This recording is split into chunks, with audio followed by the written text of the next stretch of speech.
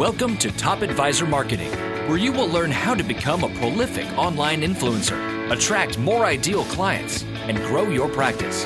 Brought to you by Top Advisor Podcasting, a done-for-you podcasting solution built just for trusted advisors. And now, your co-hosts of Top Advisor Marketing, Kirk Lowe and Matt Halloran.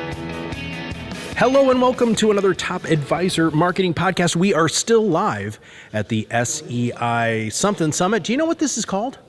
SAC, Select Advisor Conference? We should know that. We should, because we've been here for 2 days now. My guest is Julie Littlechild, if you don't recognize her voice. And if you don't recognize her voice, that means you haven't been paying attention to what's going on in the world. And this is the second time Julie's been on the show. Actually, technically third because of... Oh, no. I didn't interview you and Steve at the same time. We should do that sometime. It's all very confusing. Yeah, Matt. well, that's all right. We have not had enough coffee this morning, but I'm super excited because you're going to talk about something that I probably have more knowledge about than I should, because we sold you and sold this system that you're bringing back when I was at Peak. That's right. We sold the heck out of it. I know. And that was people wonderful. loved it. Yeah. So Julie Littlechild, so let's talk about your official title real quick, and then let's talk about this. Absolutely. I'm the founder of Absolute Engagement. Short and sweet. Yeah. AbsoluteEngagement.com is the website? That is. Okay. If you haven't connected with Julie on social media, it's just Julie Littlechild. Like at LinkedIn, please be on there. And also in your podcast. Yeah, the Becoming Referable podcast. Yeah, that you do with Stephen Wershing. Which I do with Stephen Wershing, and that's at becomingreferable.com, as you can imagine. And it is wonderful. For those of you who really, truly want to run a referral-based business, you have to listen to this podcast. It's magnificent. They have a great chemistry. They bring on okay guests. Well, we had you, and that really brought down the average. Did. But other than really that, it's been pretty good. All right. All right, so let's talk about what you're bringing back. Yeah. So client feedback is coming back. Look, I have been a proponent of gathering client feedback for as long as I can remember in this industry. And we had the program that you referenced for many years through my previous company. We stepped away from it to focus on some research and some other activities. But we're back because I think it's so important. There is a gap in the market, and I had a lot of time to think about what I would do differently if we could do it again. So I'm so excited about it. Okay, well, what did you do differently? Because the system before was really quite remarkable. Well, thank you. And so the key difference is, and maybe I can step back and just say, I mean, the whole program is really designed for an advisor who needs some support. So we guide them through the process of selecting the right questions that fit for their business, because it's different from one to the next. And we manage the whole process for them. And then the real magic is on the back end, where we give them the analytics, we drive it down to client level, and so on and so forth. So it's kind of a turnkey solution. The big areas that I wanted to focus on were, one, we've learned a thing or two about engagement, right? I've continued to do investor research, have gone deeper into the drivers of engagement, and that suggested some new questions that advisors might consider asking. So we refreshed the question bank. Some things were working, but we added to that.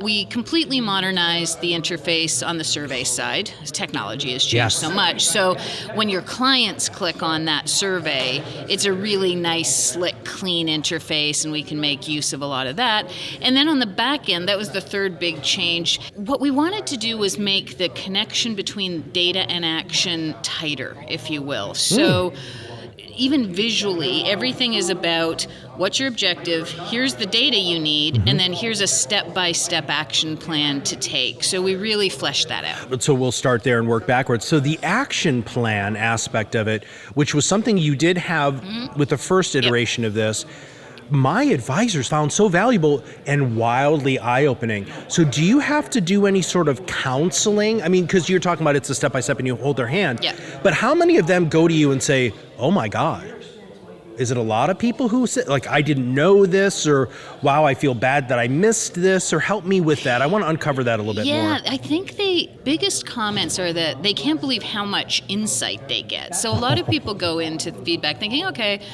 I think I do a good job, and clients are going to tell me they're satisfied, which is probably true. I mean, I hope that's true at any rate. But what they're amazed at is when we can dig deeper and we can say, well, here are your referral opportunities. Here are the service opportunities. We're not trying to fix your business, but what's really important to your clients, and how can you take that up a notch? That's the kind of stuff where they're like, wow, it's so rich. And And look, they acknowledged even without that, it was a good thing to do, right? Asking your clients for feedback, not a bad idea. But yeah, it's amazing what gets uncovered.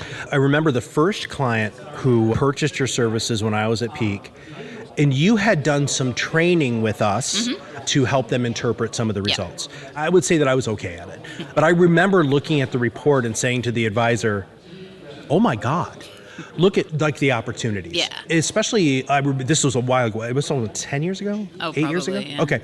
And one of the big things was insurance opportunities, multi-generation opportunities, teaching my kids about money, blah, blah, blah. And the advisor's like, boy, I don't even talk about insurance. Yeah. And I'm like, oh my God, Surprise. that's millions of dollars of opportunity there. Wow. And that's really the connection that you're highlighting, is the ability to then drive it down to the client level, right? So we make name optional. We get about 3/4 of names on average, I would say. So instead of just seeing 20% of your clients said they're interested in insurance, it's Mary Smith is interested in insurance. Now that's a conversation that you can have, right? Yeah. Okay, I'm going to play devil's advocate here. Aren't we surveyed to death? Like, I go to a restaurant and they're like, please fill out the survey and win $500. How do you help with that? How do you overcome that? Now, mind you, yours is a real survey that actually has real data and really, really good. And the way that you position it is different. Yes. So would you mind actually starting there? Let's talk about how does an advisor open this conversation and get those clients to fill out the survey? Yeah, so that opening email that they send is really important. And we guide them through that whole process, give them a sample letter that they can send or email that they can send. And it's really, I think there's two things that make it different from the restaurant or I just bought a fridge or whatever it is and you get that survey. One is that your clients actually care about this service. It's important to them. My fridge, I mean, it's important, but let's face it, not a big part of my life. And so when people care, they're just infinitely more likely to participate. But the setup that you mentioned is also important. So that letter says, look, here's why we're doing this. It's for you, right? It's about how I can serve you better.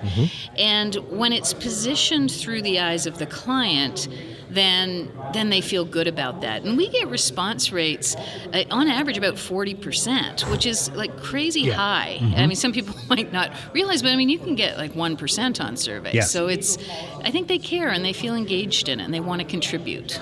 So talk about some of would you give us a question that you changed, like from where it was and where it is now, just to give everybody an example? Yeah, so some of the questions that we included, it wasn't a change so much as an addition. It came out of our last high net worth investor study, and it was the idea of guidance being the number one driver of engagement. So when, rather than just being smart and being credentialed and being able to get good performance, when you start talking to investors about my advisor guides me to either create my goals or keep me on track or help me with spending discipline, all of those sorts of things, then we call that guidance. So we've included some questions that really get at, do the clients feel like they are being guided? And so it's more things like that where the questions relate to engagement, and then we can say, look, these are really important for you to understand. We've also just gone deeper. For example, one of the most common questions that we recommend is, have you provided a referral? Right? That number one, biggest opportunity you're going to get. But we've included a follow-up question that says, have you provided a referral in the last 12 months? If no, why? Why? And now we understand I just didn't meet anyone. There's some issue now. Wow, now you've got some data to say, okay, let's try to tailor our approach based on what's going on. So those are some examples of where we're just going a little deeper. You do a crap ton of research, and I know that's a very quantifiable. That is the official term, actually. You're a data scientist. I am. I really am. So going to your data scientist brain, this is all based off that, right? So this isn't just whimsical stuff. I mean, you have companies who hire you specifically because of your research. Where did that come from? I don't think I ever asked you that before, and I'm interested in that. Part of it is me. Like, I need to have evidence to feel comfortable talking about what I'm talking about. I'm just not that person who can go, hey, I think this is a good idea, therefore you should think it's a good idea. So it's been a big part. So way back when I first started the company, one of the first things we did was reports like the anatomy of the referral and the economics of loyalty. And I just started going out, surveying 1,000 investors every year. And that began to inform not just our feedback, but our whole training programs and everything that we do. So I'm just a believer in the data. Oh. How do people get access to that data? Like, I don't know if I know how to even access that. Well, it does change a little year to year, in fairness. I used to write a big report every year and put it out. And I may start doing that again, in fairness. But often it's sponsored. And so it comes out. So, for example, this year, the Investments and Wealth Institute sponsored majority of the study. And they're going to be releasing that at their annual conference, which happens at the beginning of May. So there's going to be a nice in-depth report on some of the drivers of being an exceptional advisor is how they're positioning it. So, and I have to get better, I got to tell you, at releasing more of our data more often. I was talking to a couple of people about you because I was actually referring them to you. And the amount of research that I know that you've done, especially for SEI, where we're at, I was talking to Jerry Lazinski and John Anderson, and they were both like, she's our go-to person for research. And SEI is a big freaking organization. I know. Yeah. So we do the whole corporate side. So often we'll partner with an association or like the Institute to get data out, but we're often brought in to do some pretty significant corporate work as well. And that's often custom. So we've done some custom research with SEI. They've also sponsored some broader research. We've done this. And even with Client Insights, which is the name of the client feedback program, often it's not just for an advisor. We do some where we're doing an across the company survey and then cutting the data by 500 advisors. That just generates a ton of constant learning. And so I draw on those insights. They're not a crisp, significant industry sample because it's from one firm, but it sure helps us learn. Sure. Yeah. So let's talk a little bit more. What kind of advisor should be getting this insights? So, I mean, it's fairly broad-based in that it's about asking clients for feedback. So I think we all need to do that. I would say that generally advisors aren't thinking about that until they have a rough base of clients. You know? So maybe they've been in the industry 3 to 5 years. They're starting to think, have I even got a process in place that I want to assess around client experience? So that's generally when I find it. But then it just goes up from there. There's no point where you shouldn't be asking clients for feedback. How about frequency? Yeah, so generally, and I've relied more on our clients to tell us what works, and it seems to fall around 18 months. And you could survey your clients every year, but a lot say, we, like you said, they generate so much data. There's so much follow-up that it takes time. And so just to give it some time. And then one of the things I really recommend is it's great to get benchmarks, right? So ask some of the questions can be the same, but maybe one year you're considering a new educational strategy or there's topics that you want to test. Absolutely. Make some of those questions different each year, and then you continue to get new insights. And it doesn't become the same thing year after year. Let's talk about the action items, because that was, again, the thing that totally blew me away 10 years ago when I looked at this. How do you help them with that? The reporting itself is very actionable, but on the dashboard, so every advisor that goes through it gets access to their own personal dashboard. All their reports are there. There's videos on how to interpret the results. And I should say they all get a 1-hour coaching call at the end. So we make sure that they fully understand what they're going to do next. But then they can click on different objectives. So it literally says, what do you want to do today? I want to protect my clients at risk. So I click on that. It says, here are your clients at risk. And then here are the 3 steps to go through with the resources. So more step by step. Wow. I want to have deeper conversations with my clients. Then we've created, this is something we had before, but we've continued to do this idea of a meeting planner tool. So you can literally go in there, you select the name of a client, and it populates a meeting agenda for you just with the data that you want to go deeper on. You don't want to take a completed survey and start at the top and say, okay, let's review every answer you gave me, right? But it says, look, focus first on the relationship, then expectations, then additional opportunities, and then referrals, right, at the end. And then we try to teach them how to have that conversation. I don't mean to put you on the spot, but can you give us a price range on this? Yeah, absolutely. Well, we have partners like SEI where they're getting a discount. So, for example, for SEI advisors, it's $845. It's $995 normally. And that's surveying up to 250 households. And that's everything. So that's the kickoff meeting, the customization, the data, and the coaching call. If you have more clients than that, it increases a little. If you want team-based reporting, which in fairness a lot do. So if you have a multi-advisor team, you can get a dashboard that shows the aggregate, but then you can also see each individual advisor. Wow. If you're a branch, for example, you might want to see that. Or you might have a large team where each advisor doesn't want everybody else seeing their results. Sure. So these are sort of customizations, if you will, that we can accommodate, and it adds a few $100s to it. Well, let's talk about ROI, because I get that question all the time. I hate that question, but we do something kind of fundamentally different there. $1,000 for one, just the knowledge to me seems like a hell of a price point.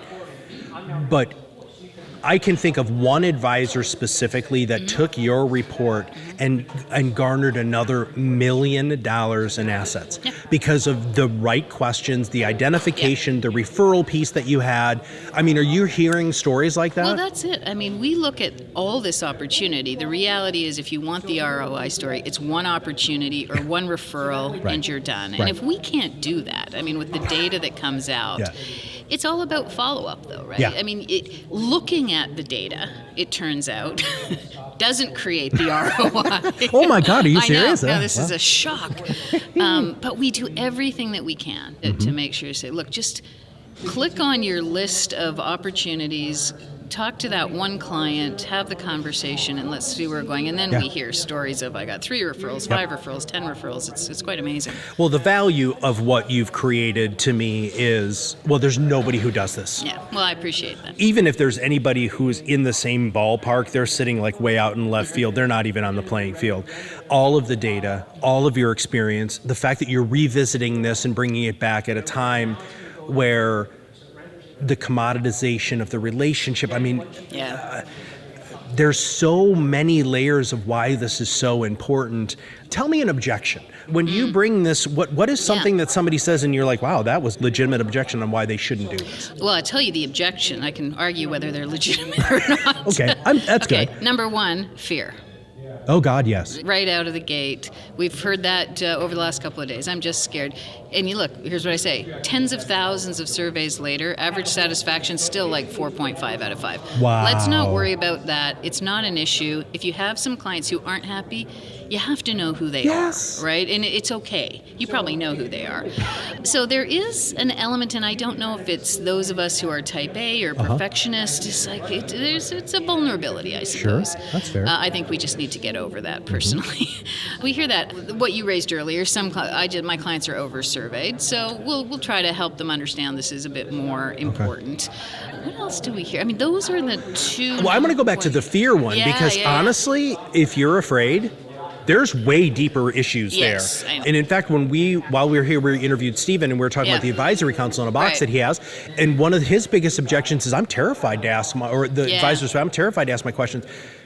But knowing is half the battle. Now, I'm going back to the old G.I. Joe cartoon there, because at the end of the cartoon, they always used to say that. But even if I had the hint of client dissatisfaction, the other thing is one does not a trend make. Exactly. You might have that one pissed off client, but that doesn't mean they're all. Wouldn't you want to know that they're like one is pissed, but not everybody's pissed? I totally would want to know that. Yeah, I know. I think we extrapolate into these fake trends in our mind. And I remember working with a guy who said his analogy was with people who don't want to know. He said, look, if there's an axe murderer in your bedroom, turning the lights off doesn't mean there's not an axe murderer in your bedroom. I was like, that's awesome. Bit graphic, bit dark, perhaps, but that's the point. Look, they're still there. Yeah.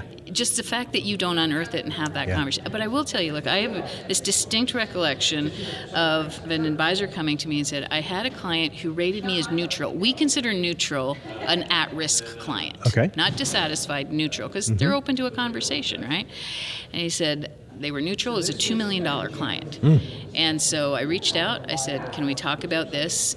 he said, the things that came up were so fixable. Like they were just, and he said, we started having a deeper conversation about this. We talked about why we're gathering feedback and how important this is. And he said, this is a client for life right now. So it was really interesting how some of this fear isn't even founded because it's fixable. Every advisor that we talk to, whether it's about podcasting or about branding, they always say it's the service. Yeah. If you don't have a gauge on that service, you can't look me in the eye and say I have great service unless I'm getting that feedback loop. Yeah. And look, we make so many assumptions, don't we? So whether it's about service, and I mean, you mentioned the work you do with podcasting is interesting too, because we make assumptions about what clients value, right? I'm going to keep doing that newsletter because, well, nobody sent it back, right? So it must be good. Yeah. But what if we asked questions like, how do you get information? Are you listening to podcasts? You could start to begin to paint a picture of, okay, my clients actually want insight in different ways. If advisors are unsure about stepping into a new way of marketing, ask the question. Ask the question. Right? Yeah. We'll find out. As a person who asks questions for a living, like both of us do in a little different way, man, I love what comes out on the other end. Yeah. I really do. I love knowing. I just feel so much more empowered that I'm doing a better job. I don't know. You feel in control because there's no unknowns all of a sudden, which is a pretty cool place to be. Wow. Do you use that? Do you talk about the feeling of control? That was really powerful. No, I don't, but I think I Well, I just heard that. I was like, wow, that really hit me in a place that. I think I'm going to write a blog on that. There we Thanks, go. Matt. Oh, hey, that's what I'm here for. Well, Julie, thank you so much for being on the podcast. Website again? Well, go to absoluteengagement.com and you can find information there, and happy to do demos for anyone who reaches out. Magnificent. And also connect with you on social media. Yep. If you have not surveyed your clients, it's time. That's it. It's time. If you used Julie's thing 10 years ago, guess what? It's time. If you surveyed your clients using some other survey that I don't think actually exists, it's time, right? The data that comes out of the back end of this is actionable data, and you will truly be able to say, I really do provide great service because look, I'm getting a 4.5 out of 5, or, last time I did the survey, I had a 4 point, now I'm at 4.7. I'm making progress in the right direction. And it's also a great way to communicate that back to the clients and say, look, hey, you guys rated us here. We implemented what you said, and now you're rating us here. This is why we're here. That's real service, and I think that's a differentiator. Absolutely. And hey, share it with prospects, share it with centers of influence, if you're allowed. If you're allowed. Yeah, Okay. There's a caveat. Good caveat. We do say that a lot on the show. Well, once again, thank you so much for being on the show. Thank you. And we'll make sure that we have links to all of that in the show notes. If you have an idea or a guest idea for the podcast, all you have to do is email me at matt@topadvisorm, that M is for marketing.com. If you have any podcast topics or if you have any feedback on how we can do our jobs better, we'd love to hear from you. Also, please make sure that you connect with Julie. She really is one of the good ones in the industry who's doing great work for great advisors and truly can make you a great advisor. If you haven't subscribed, make sure you click the subscribe now button below. And if you know an advisor who needs to survey their clients, please just click the share button and make sure that this goes out to them so that they can make a difference in their clients' lives. So for everybody with Julie Littlechild, this is Matt Halloran at Top Advisor Marketing. We'll see you on the other side of the mic very soon. Are you ready to change the way you communicate with your clients? Are you tired of being the best kept secret in your area? Learn how to become a prolific online influencer, attract more ideal clients, and grow your business. Contact us today and see what the power of podcasting can do for your business. Click on the Contact Us link on our website at topadvisormarketing.com and set up a call to learn more. Follow us on LinkedIn and Facebook for more updates and information. This was brought to you by Iris.xyz, a platform helping financial professionals become better in business and life through new media and new voices. Visit them and learn more at iris.xyz.